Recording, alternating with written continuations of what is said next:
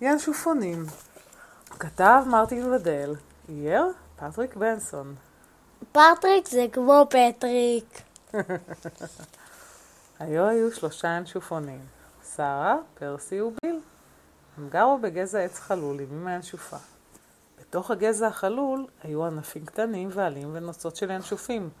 זה היה הבית שלהם. לילה אחד הם התעוררו ולא ראו את אמא ינשופה. היא לא הייתה שם. איפה אמא? שאלה שרה. אוי ואבוי, אמר פרסי. אני רוצה את אמא, אמר ביל. הינשופונים חשבו, כל הינשופים חושבים המון. אני חושבת שיצא לצוד, אמרה שרה. להביא לנו אוכל, אמר פרסי. אני רוצה את אמא, אמר ביל. אבל אמא הינשופה לא באה. הינשופונים יצאו מהבית שלהם, התיישבו על העץ וחיכו.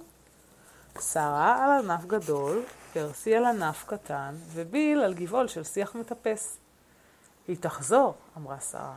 תחזור בקרוב, אמר פרסי. אני רוצה את אמא, אמר ביל. היה חשוך ביער, והם היו חייבים להיות אמיצים, כי כל מיני דברים זזו סביבם. היא תביא לנו עכברים והמון דברים טובים, אמרה שרה.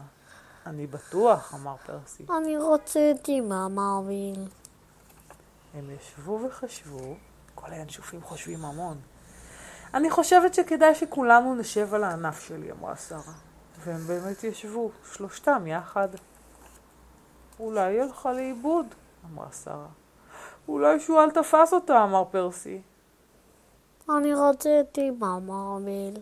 והינשופונים עצמו את העיניים הינשופיות שלהם ואמרו בלב, הלוואי שאמא הינשופה תחזור. והיא באמת חזרה. בשקט בשקט היא תופפה לה בין ענפי העצים, אל שרה ואל פרסי ואל ביל. אמא, הם קראו, והם צפצפו וציצו ורקדו וקפצו ונופפו שוב ושוב בכנפיים. על מה כל המהומה? שאלה אמא הינשופה. הרי ידעתם שאני אחזור. הינשופונים חשבו, כל הינשופונים חושבים המון. אני ידעתי, אמרה שרה. גם אני ידעתי, אמר פרסי. אני אוהב את אמא, אמר ביל. נגמר.